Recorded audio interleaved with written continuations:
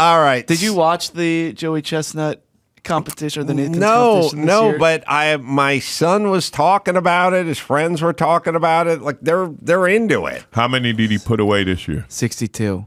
Well, okay, so here's what happened. It was the contest. It's the 16th annual. It was supposed to kick off at noon. Wait, you said 16th annual? Yeah. Nathan's? 16th Nathan's Famous Hot Dog Eating Contest. We've been doing this podcast for 16 years. Right. Well, I mean, maybe that. I don't know. That's what the article said. Oh no, sorry. Excuse me. When you see stuff that sounds retarded, you got to stop and go. I'm not there. He won his 16th. Excuse me. 16th win. Yeah. 16th. Yeah. Because you didn't let me finish. It's his 16th annual win. Let me finish my sentence. Coney Island. So the contest was initially supposed to happen at noon, but then there was some lightning, so they put a delay on it, and then announced, it's canceled this year. Sorry, everybody. But Joey came out. He was determined. There are videos of him just walking around. He had his game face on. And he looked kind of awkward and weird about it, but he was so serious. He was in the zone. He even said this to somebody, quote, "I'm going to get the rest of the guys out, and we're going to do this fucker." Well, because of they cancel. First off, lightning is something that happens quite frequently on this planet. And the plan is I get getting off the golf course because you're holding a metallic rod in the air on your backstroke, you know what I mean? And which would make it so much more interesting if they did play through. Yeah, but I get it. I get that. But do we all just have to go inside when there's lightning all the time? Like, I just don't feel like, I mean, what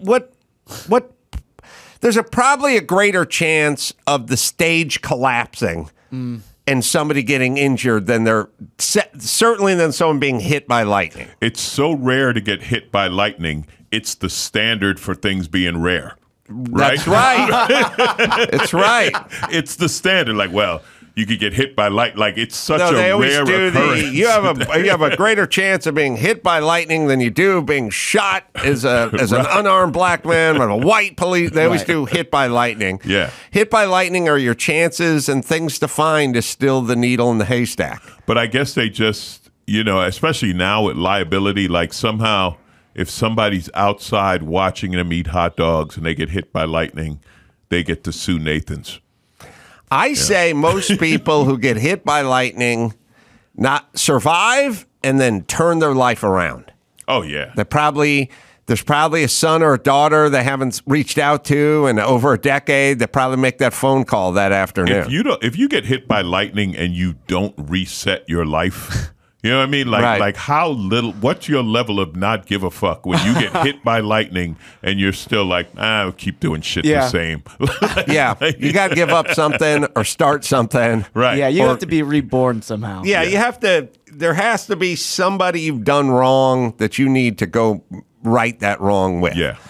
All right. Yeah, so there's a lightning delay, but then they announce, contest is on 2 hours later. Here's Joey's intro. This is how they introed him to the show. This is half of it because it was really long, but it's pretty epic. Simultaneous and endless, erasing cause and effect and opening all possibilities before us.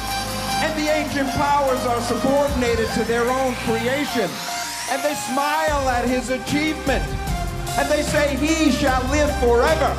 For he does not do it for money. He does not do it for glory. He does it for his people. He does it for his country. He does it for freedom. And the gods shine down on us now. And the gods shine down on us still. Because of him alone. Because of him alone. The Nathan's Famous 4th of July champion of the world. Joey Chestnut! Wow, that was some Michael Buffer-esque shit there. I think if that's your intro, you could stop the lightning yourself. Yeah, you have the power of Zeus. Yeah, he had powers in there, freedom.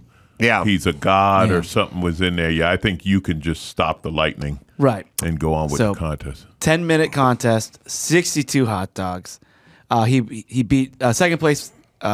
He ate 14 more than the second place finisher. 62, by the way, is far below his projected total. He's actually expected to be around 71 or 72 dogs. Yeah, there's an over-under. Right, but the 2-hour delay affected everyone's ability to eat in top form. Oh, really? Yeah, so that's why everyone went below.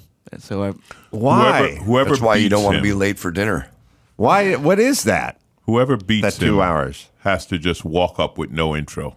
Like, how you Yeah. doing? My name's Bill. And then just knock out 75 hot dogs and just be like, what's all the noise Then about? walk I'm off. still Yeah. hungry. Gotta Bill's go. Bill's like, where are the fries? That'd be epic. That's the guy you Yeah. want. it's like in basketball, like remember when Dame Lillard beat when he shot that shot over Paul George? Yeah, yeah. In the game winner, and he just straight faced, didn't Yeah. celebrate or anything. I'm thinking when Mike Tyson didn't wear socks. He Right. didn't wear just socks. wore a towel. And he wore over just his- a towel with a hole cut in the head of it and just pull his head through it. Like a weak ass poncho. Right. But that meant he meant business. Yeah, and he'd walk in and like usually there was a time where if you made it to the second round against Tyson, you did pretty damn good. Like you Right. like wow. That's right. I heard the bell at the end of the first round. Yeah. You knew in the second round you were dead, but at least you could say I made it through the first. That's an Yeah. accomplishment That's when that you brag he about, would yeah. just storm out there. Like he would walk angry to the ring Yeah. and he didn't say anything. You imagine that stare down when he's staring at you with all that hate. You know, that's in that minute you're rethinking your entire boxing career. You're like, I could have been an accountant. Well, maybe not an accountant, but well, something. could have operated some heavy equipment or something. Yeah, you could be driving a forklift. Yeah. You're All sitting right. there like, Mike, for whatever you're thinking, I am truly sorry. Yeah. By the way, the in this contest, the women's contest, Miki Sudo won for the 9th time. She ate 39 and a half dogs. She won by that half dog. Oh, I wonder. Do they have the women's and the men's, Yeah. right? I wonder if there's going to be some tranny stuff going on where people Joey are in a wig. Joey in a wig. He wants Something. both titles. By the way, so there's more stuff on Joey that I thought was interesting. So he earned over $500,000 last year. So his net worth is about $4 million. His income generated by contest earnings, paid appearances, endorsement deals. But he was originally in 2010. He left his job. Also, he doesn't have to spend any money on food. Right. Because he eats like 75 spare ribs and then probably doesn't need to eat for another 4 months. He can hibernate. And then hibernates and So then what- comes out and eats more spare ribs. What kind of health coverage does he have? Because there's a massive heart attack in his future. Well, just one day, his heart's just going to be like, okay, we're done. He must have some pretty good health insurance because in 2010 he left his job with a construction management company, and then he thought, I'm going full-time competitive eating. With the blessing of his mother, he decided to go full-time, and the company. So there's a company that wanted to promote and participate in 4 competitive eating contests and would pay him $10,000 for each event. So he thought, okay, I can make some real money for this thing. And then Pepto-Bismol sponsored him, of course. Oh, yeah, right. So that's how he's been making his money. He's but got that pistachios commercial now, right? He had a pistachio. Yeah, he he's had yeah. one. got the pistachio commercial. So he I- made I- some coin for that. Let me tell you some of the other food contests he's won and how much he's eaten. So the record for hot dogs, he's ate 76 dogs in 10 minutes, of course. Hard-boiled eggs, 141 in 8 minutes. Wow. Glazed donuts, 55 in 8 minutes. Pulled pork sandwiches, 45 in 10 minutes. Taco Bell soft shell beef tacos, 53 in 10 minutes.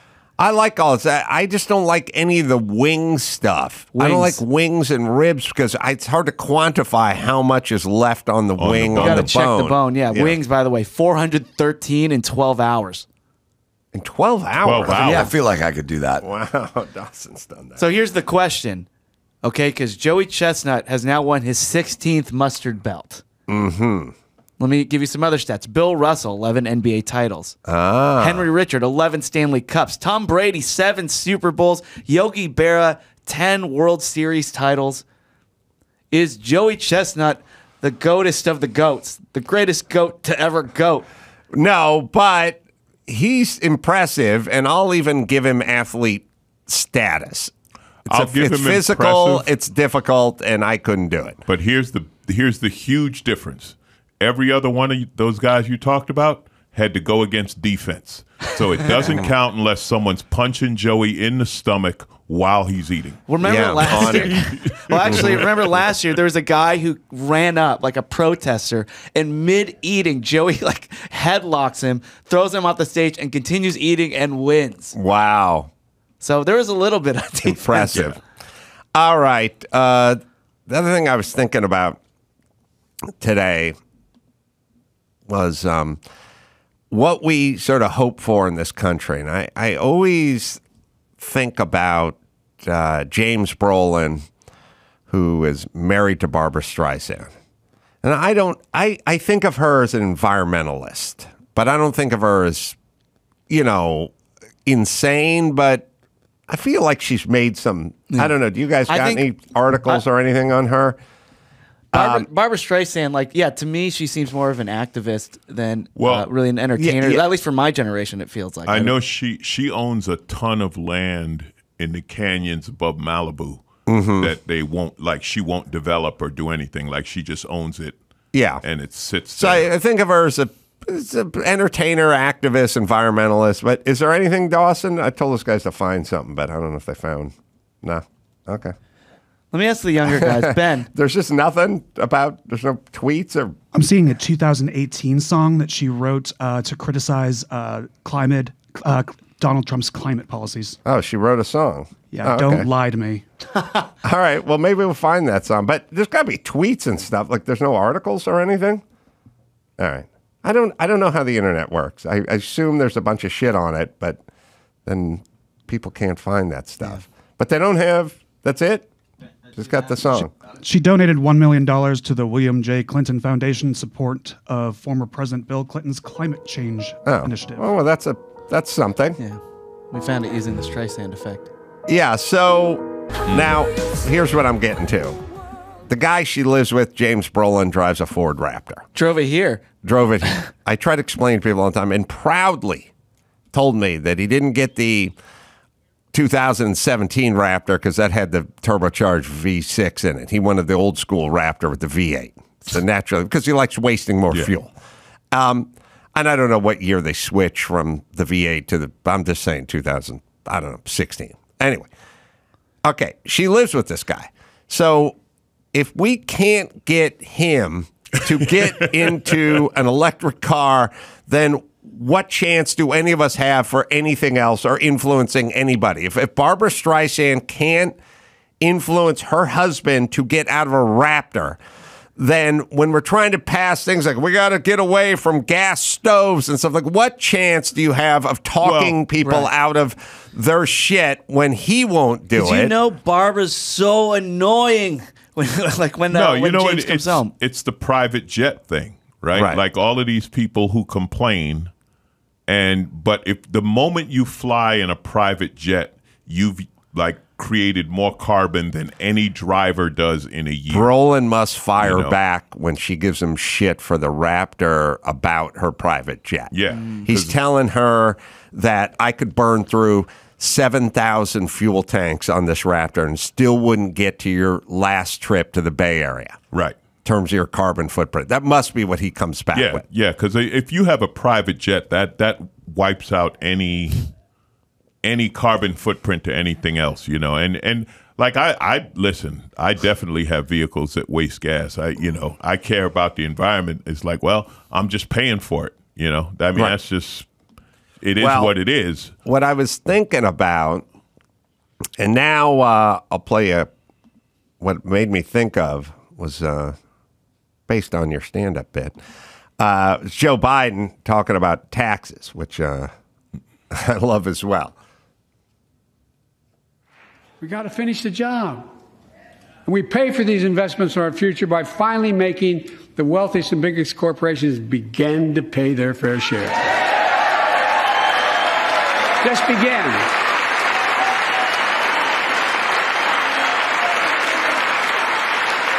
Look, I'm a capitalist, but pay your fair share.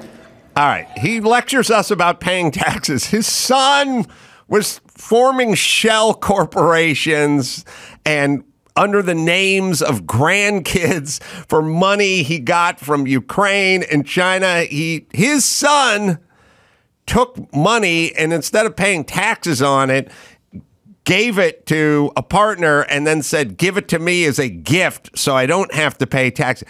That's all his son did was try to get out of paying taxes. I'm just saying, what chance do we have at James Brolin or Hunter Biden? Like what?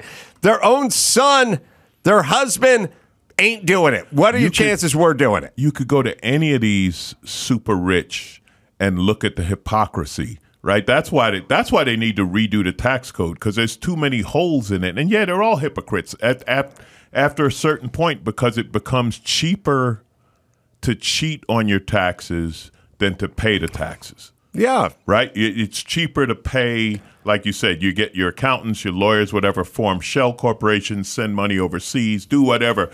That's cheaper than paying the taxes. That's why they all do it. Yeah, I'm saying. But you're right. No, it's total hypocrisy. It's total hypocrisy. Telling people to do the right thing. You got to do it first. Yes. Or you have to figure out a way to persuade them to do it, but just asking. Well, that's always funny when people call attention. Like, remember the gay marriage thing? Remember when the gay marriage, anti-gay marriage, and then all of these, like, preachers came out as gay? Like, we found out they were all, creeping around this. And it's like, if you know you're creeping around at night having gay sex, maybe don't mention gay marriage. Maybe pick another issue to call out, right? So, like, if you know you're not paying taxes, maybe don't talk about taxes. Maybe talk about something else. I don't know if it's ignorance or arrogance when you do that, when you call out the issue that you know you're violating, or he was talking last week. I think we were talking about it, how he was explaining about, I think this was affirmative action, but how these legacy students shouldn't be able to get in just because their daddy had money and their dad. The well-connected and everything. It's like your son is going all over the country all over the world with a duffel bag and collecting money because of your name. And connections. Connections. That's the only reason he's on the board of Ukrainian energy company. He doesn't know anything about energy. James Brolin should have been on that board of Burisma. Hey, that guy knows something about fuel and wasting it. I'm just saying, all right, it's all insane. But yes, with a straight face.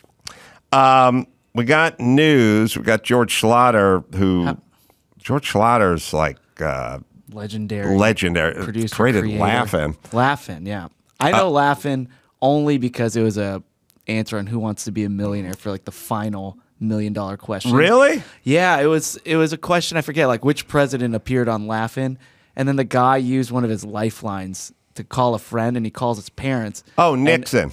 Nixon, yeah. And it seems like he's going to ask them the question, but he calls them, and he goes, hey, Mom, Dad, oh, I know the answer. I just want to let you know I'm going to win $1 million. And then answers the question. It's so badass. That is that's a Tyson with no socks kind of move right there. Man, good thing he got it right. Oh, yeah, exactly. Imagine making that call and you're wrong like that. Never hear the end of it. Yeah. Yeah. Mom would be, oh, there's my son, the millionaire. Yeah, that was a pretty common in the zeitgeist thing, Nixon popping up on Laugh-In. No fireworks anymore.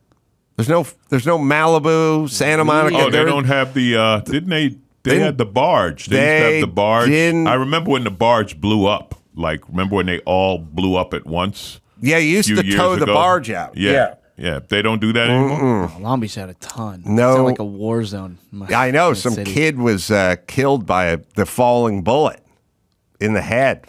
I heard 6-year-old or in critical condition or whatever. It's at the fire the guns into the air. Yeah, which is always, it's amazing more people don't get hit with those falling bullets. Yes. Considering the number of people that just think it's a good idea to shoot up. Yeah. Yes. There should be a 4th of July helmet in certain neighborhoods. Yeah. Not Malibu. New Year's Eve also. New Year's Eve and a 4th of July helmet. Just you could do something from World War II, like a General Patton style. If you're fan of the Germans. Well, you could go another direction. In Woodland Hills, they there's a park, Warner Center Park, where they do fireworks and a concert, which is okay, except that they close all the streets around it, like they close Topanga and Victory, and so it becomes a real hassle, especially because you forget until you're on it, and then you're like, oh, that's right, this closed. Now I'm trapped. In traffic, which again is when it's good to have a motorcycle and just be like, traffic laws? What traffic laws? I'm going that way. Motorcycle. I rode one for years in this town and just did everything. Stupid all the time. You know the next group that even we motorcycle guys think are crazy? The electric bicycle people. Yeah. They're like, silent. I'm looking at them like, oh, you're going to get killed. Thing. Or the drunken scooter people. Yeah. They're riding on the sidewalk and shit. Too fast. You're too drunk. Noise, it's too fast, and you can't handle it. Right. Do you guys think, because this was an online debate yesterday, are fireworks like overrated? Because they haven't improved in the last 100 years. 100 years? 2,000 years. Yeah, it's the same thing. Like, and I think people are getting over it. Like, actually, some people are saying, yeah, we want more drone shows. They're quiet. They're impressive. I've been to a drone show. It's crazy. People who like fireworks will always like them. You know what I mean? It's like gardening, right? Like flowers. Like, to me, they're flowers. Yeah. But people who love flowers, they're like, oh, this is amazing, and this is that. And I think fireworks are the same way. There are certain people who love fireworks, and they will always love a fireworks show. Except Jason Pierre-Paul. Yeah. He blew 2 fingers off. Well, that's, it's only a football career, right? I'll never fire like a Roman candle ever. Like that's so freaky. Oh, Roman candle? Yeah. Roman candles. It's handheld. It wasn't designed to be handheld. Yeah, Roman candle, you're supposed to set down. You're supposed to set it on the ground. I thought you were supposed to hold them and shoot them at your friends. So did he. He thought so too. Is that what blew up on him? I don't know. I just figured because you're literally holding the thing as it's going. No, that is not what you're supposed to do with the problem with fireworks, I say this all the time, is you quickly get very bored with the intended use. And then that at certain point, involves you picking it up and aiming it at somebody or blowing up a mailbox or lighting something off indoors or something. It quickly devolves into we need more fun. We need to up the ante. I think the people who lose the fingers are the ones who say, I'm going to hold it while the fuse is lit, and then I'm going to throw it. And then that fuse just, Well, the fuse, I can't remember where I was talking about this, but it's like, it's Mexico's attempt to kill the gringo, because a fuse is totally ungageable. Right. I've lit 200,000 fuses in my life. Flowers are always good, the spinning ones. I mean, we'd go to Tijuana, we'd load up on, go to Tijuana, you go like, this is a quarter stick of dynamite, that's a half stick of dynamite. They ain't no black cats. I remember that. I remember it's when you big pink things with like dynamite clay stuffed in the side. Throw it in the lake and kill all the fish. Yeah, anytime there's clay shoved in the ends and the thing's the size of a toilet paper roll, that thing's blowing. But the point is every fuse I've ever lit, first off, before I lit it, I had no idea what it was going to do. Some fuses you light, boom, they just go right down, pow. Others you light, super slow. Others you light, go slow for half the fuse and then real fast, like the last quarter inch or those inch. Those are the ones that get the Those fingers. ones that fuck you up. There needs to be a regulation fuse. Like if somebody said, I got a 12-second fuse here, it's a yellow 12-second fuse, and you'd know where you were. They're totally ungageable. But here's the thing. You got 10 fingers, right? Right. Which means you were smarter than every one of those fuses you lit. Yeah, there's an element of luck. You didn't I think it's luck. I don't know. You didn't hold a quarter stick of dynamite light it and wait to see what happens. We used to go on Baja surf motorcycle trips, like when I work construction. Like construction dudes, they already drive pickup trucks.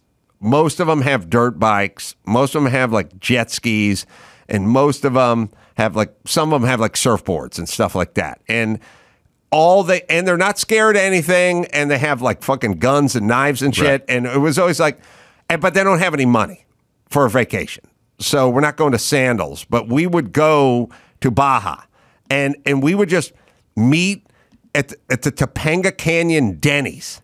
At like, I know right where you're talking. You know about. right where it is. We're going to meet there at 6 a.m.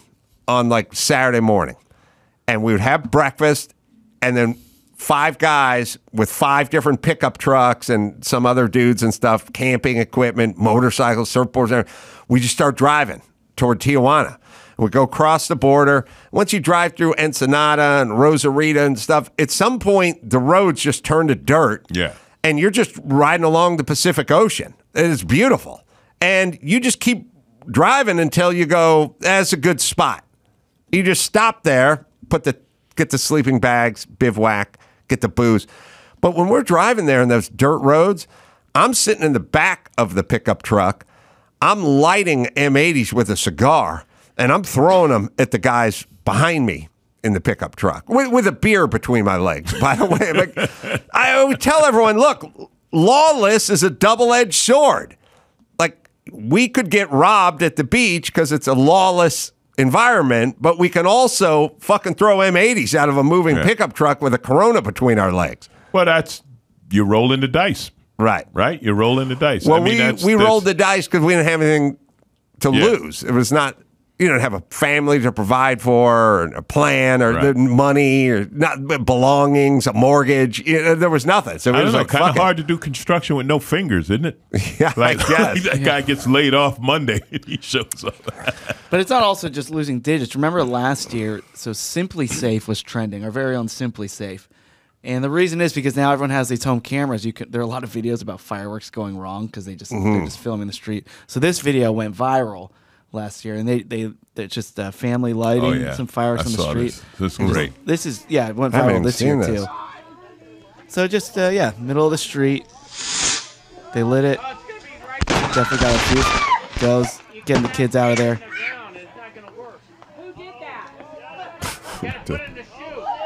So what caught on fire? Whoa.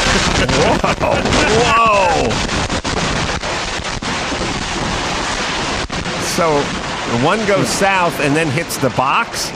Yeah. Wow. Yeah. That is fucking awesome. It was great. And here's, the worst part about that? The minute you go to your insurance company for that car, they just show you the video. Right. Like, yeah. Really? Is that what happened? Yeah. Really? Because we got this video. Yeah. Don't even have to look at the black box. We know what happened. God. All right. Let's do some news. That is amazing. Yeah. All right. So there's a story about this restaurant in Colorado called Casa Bonita. Yeah. So Casa Bonita, it was featured in an episode of South Park. Where the boys go for like one of the guys' birthdays. It's just a heavily themed restaurant. It's a Mexican restaurant, but inside it's kind of like rainforest cafe-y, where there's all these trees. There's a cliff diver that goes off every hour into like this body of water. It's very look at it. It looks like it's like a Pirate's Cove in there. So it's themey. It's themey. It's just Mexican food. Looks Vegas. Yes, exactly. So the restaurant goes bankrupt. So Matt Stone and Trey Parker, they end up buying it. And according to reports, it went under a $40 million renovation. That's a lot of renovation. Yeah. But again, it's not a Mexican restaurant. It's a theme park, practically. It's a theme park with Mexican food, yeah. I've actually been here. And you have? Yeah. I went because of the South Park episode when we were on a road trip. We thought, we got to go to Casa Bonita and eat there. Yeah. So, the food was all right. But it was fun, So, it's like a 50-year-old establishment. But so the reason it's in the news is because in January, when during the reopening, it was reported that the new version of Casa Bonita would offer salaries for its wait staff, which they would receive in addition to tips. That was like $15 an hour. But then days before the opening, the restaurant asked their employees to sign new contracts that offered hourly wages for servers and bartenders at $30 an hour, no tips. and the employees were given 1 day to decide whether they wanted to sign the new contract or quit. And so it's like a new thing. They want to go, okay, let's eliminate tipping and just pay our servers and bartenders better wages and see how that goes. Because there's tipping fatigue now. Everyone's getting tired of tipping. Everyone's getting tired of turning that iPad around just when you're trying to buy a smoothie and having to tip everybody. It's an outdated thing. So this is them trying to evolve. And it's led by Matt Stone and Trey Parker, who just want to pay them a fair salary. But even like some of the servers don't want to do it. They want the tips. Well, yeah, go ahead. I was going to say, I think it depends on what it is. Like in a restaurant, you could tip. But like you said, when you go everywhere, like every coffee shop or smoothie or everything where you put that iPad, that's the guilt thing, right? It guilts you into tipping. Those jobs, I think, all right, listen, just charge more and pay the people. You know what I mean? Don't expect everybody. Like when you have to tip on something that costs $4, it's like, hey, here's an idea. Just charge me $5 and leave me alone. You know that. But when you go to a restaurant and you sit down, then tipping makes sense because that's service and that's traditional tipping. Yeah, it's also very random in that, as I always say, you could go to Home Depot and get some old timer to get that A-frame ladder with the wheels on it and roll it down aisle 14 and then climb up there and get you 40 feet of anchor chain, like measuring it out 3 foot at a time, boom, boom. Then like cutting it and wrapping it and taping it and then like writing the little thing on it. There's like 40 foot of number 10 anchor chain. That guy doesn't get shit. Yeah. Right. Doesn't get anything. So it's totally random to me in terms of like I'll give you a fucked in the tip ass story. All right, God damn it, I'm mad now. Okay, so the first part of my life was, and this is remarkable to see you mad and rant about something. I've never encountered this before. Yes, you'll know. Mark the calendar, Alonzo. No, here's the thing I try to explain to people with my life. The first part of my life, from about 0, maybe let's give it a day old. Maybe a day old, because as soon as I was born into my family, I was already at a deficit, right? I was already had one fucking foot in a hole. But just here's my mom and my dad. Here's who they are. Here's what they do. Here's how much money they make. Here's how. Just the fact, I got a mom that hates cooking. Boom. Already fucked. Fucked up. You have a mom that hates cooking and doesn't cook and won't fucking overcompensate by going, well, fine, I don't cook, but here's $20. Go to McDonald's and no money and hates cooking. She's not a food source anymore. You're already fucked. Like you'd be better off being born with spina bifida than a mom that never went in the kitchen and fucking hated food. All right, so that's strike one. But all right. Then everyone is poor. No one gives a shit about their kids. Whatever. So you can kind of go like, well, how was your childhood? My childhood was cursed until about 30. Every job I got was a shit job. I had the meanest construction foreman I've ever met. First, right out of the gate. Like, if I get a mean program director or something, now I'm like, fuck that guy. I make 10 times as much he does. Or he's not going to tell me what to do or whatever. But I'm making $7 an hour. This guy's a Vietnam vet, strung out on pain meds, and he's fucking trying to verbally and even physically like abuse us. He's screaming at us. He's going to get one of us to quit. It was horrible. I worked for a liquor store. I worked for the Flask liquor store on Ventura Boulevard. I knew guys that worked for Valley Market and other little liquor stores and stuff, and they delivered booze. And when you bought and brought a bottle of Cutty Sark to whoever the actor is who played Herb on WKRP in Cincinnati, I remember that was one of the guys, you'd give that guy a bottle of Cutty Sark, he'd give you $10 because you're bringing it to his home. It's the afternoon. He wants to drink. He doesn't want to drive and drunk. And you're face to face. Like he's got to hand you a tip. And so anyone who worked for a liquor store delivery, they're dropping off a bottle of champagne, a bottle of wine, 2 bottles of scotch or whatever. You walk up, you got fucking cash, tip right there. I worked for a liquor store where I did was deliver booze, but it was cases of stuff, right? So I'd pull up to a house in like Beverly Hills because they were doing the wedding. But the owner of the house wouldn't be there. The Mexican maid would be there. Yeah. Or the wedding planner or something. And then I'd show up with a hand truck and it'd be 10 cases of Dom Perignon. I would be dropping off $4,000 worth of booze.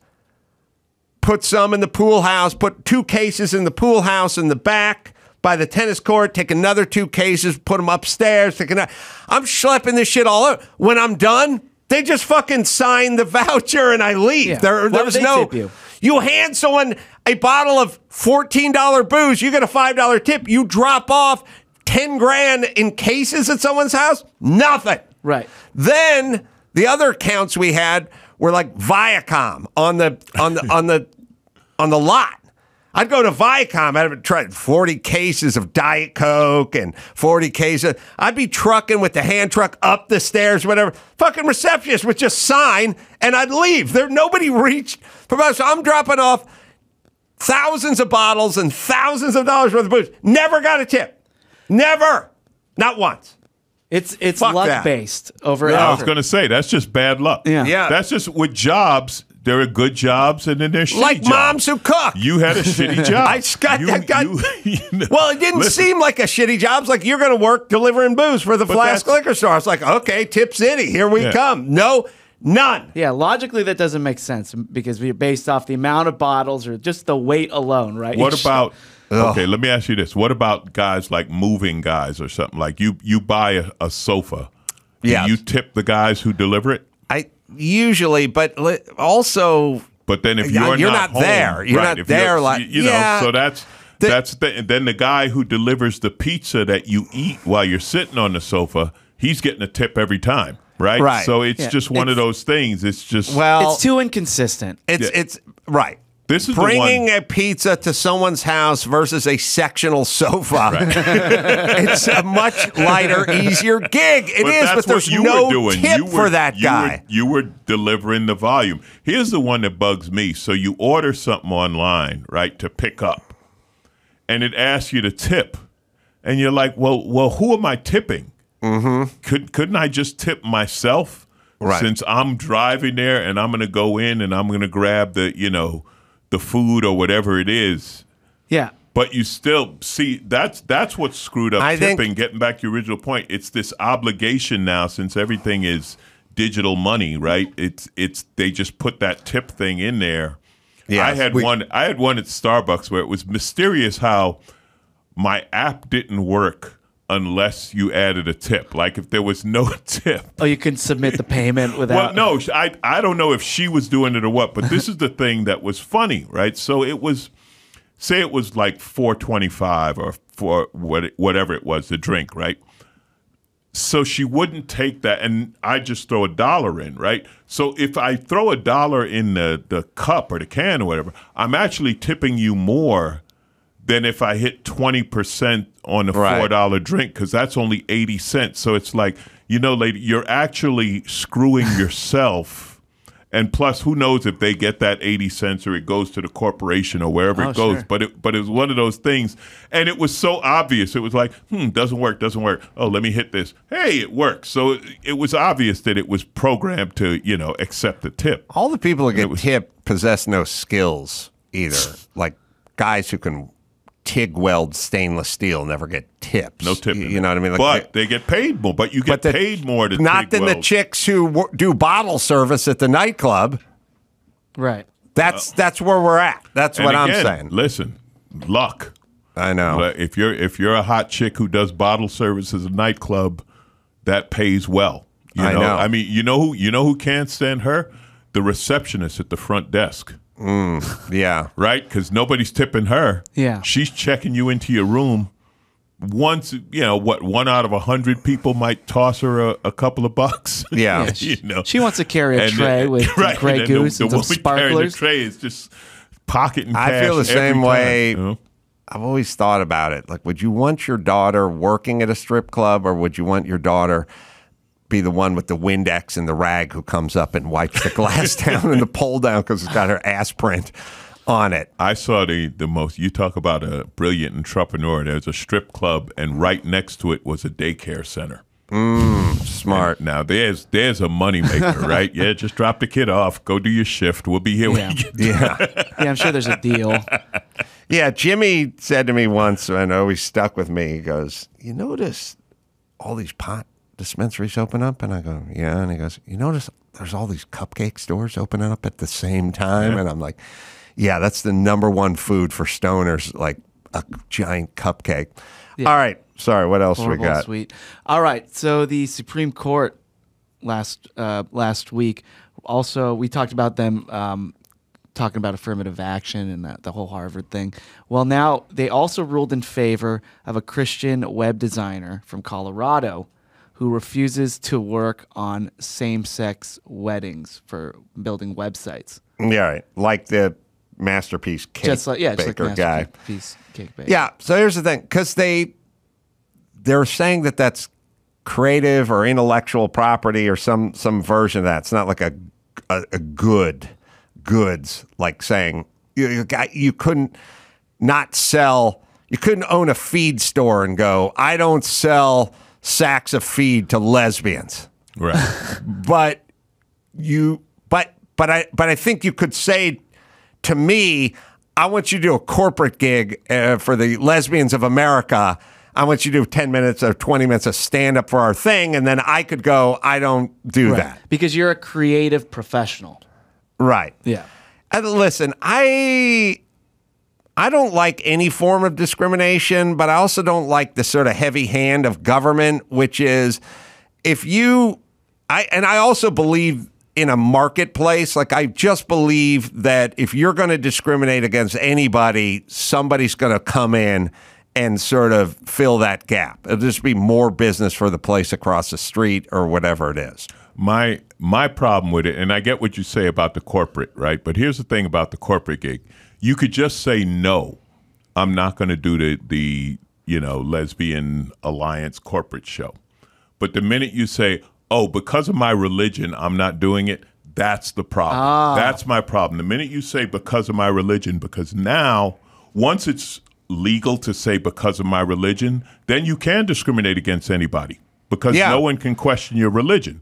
So you won't benefit, right, as a company. But this is what this company's doing. They're saying it's based on their religious beliefs. Yes. If you do it individually, if I just don't like you, or if they're like, "Alonzo, listen, we got this corporate, it's a Klan rally, you only got to do 8 minutes," I'm going to be like, tipping. No, even with the tip, I'm going to pass. Even with the tip, I'll give them your name. I'll say, "Hey, I got a buddy." What about? But no, but you get a per diem. Yeah. But the minute you put in "because of my religion," that's the problem, and I think that's where the government, their job is to step in and say, "No, you can't use your religion to discriminate against people here in the United States." Like, that's one of the founding principles of our country, right? That you can't say "my religion says this" or "my religion says that." And religion's been used to justify wars, slavery, all kind of the most horrible things in history, and the idea was to get away from that, right? So you can say, "No, look, I don't want to do your website." That's fine. Don't do the website. And like you say, the free market, someone else will do your website. But the minute you say "because of my religion," I think that's when you get up. That's the problem. I wonder if they would let you. I mean, I wonder if the gay couple that wanted the gay wedding cake from the Masterpiece Cake Baker, or this couple that wanted the lesbian wedding website, I wonder if you said, "No, I'm booked up," if they would buy it, or if they would assume you were doing it because you didn't want to deal with them. They can't prove it. Well, yeah, you can in a way, because you can just make a fake account and just go, "Hey, I want a wedding for this day too. Make our website." And if she does it, that's like the commercial, Dawson, you got to get the commercial. The guy's looking for the apartment. Right. Just like that. Is that what you could who do? They caught? The home appraisers. There was a huge case up in Sacramento where they appraised this home, and then it was a black family's home. Then they took out all their pictures. They took out every indication that they lived there and had their white friends put it up as their home, and it was appraised for $400,000 more. Really? And they sued the hell out of them. Wait, that's the power Black of information. That's a Black Information Network. I don't know if you're supporting them, but I listen to those guys in my car. Do you know what I'm talking about? No, I don't.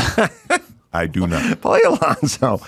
It's all I listen to in my car. Do we have it? Yeah, well, Chris has it. Or Dawson has it? Yeah, I could load it up. Give an but example. He has it ready. I just had the sting. I just had to. You just had the sting. Oh, okay. Alonzo said that. I do got that commercial. Oh, let's play it. It always makes me laugh. Hello. Yes. Can I ask a few questions about the apartment on Park Street? What was your name? My name is Juan Hernandez. It's been rented. Oh, he's gone. This is a white guy, by the way. Yeah. Mm-hmm. And he does all the PSA. voices. Something you couldn't do today. Hello, my name is Sanjay Kumar. I am calling about the apartment on Park Street. It's not available. Not available? Hello, my name is Tyrone Washington. I'm calling about the apartment on Park Street. Just been rented. Hello, I am Chen Ling. My name is Khalid bin Ali. I'm Tuan Vo. Hello, my name is Moshe Can I ask a few questions? I use a wheelchair. It's gone. Not available. All right. Thank you. Yes, hello, my name is Graham Wellington. I'm calling about the apartment for rent on Park Street. Is that still available? Yes, it is. Oh, it is? Yeah. Really? Housing discrimination. That's white privilege. Graham Wellington, by the way. What's funny is I've used that name to get car loans. Just Graham Wellington. Graham Wellington? Saved me 2 points of interest.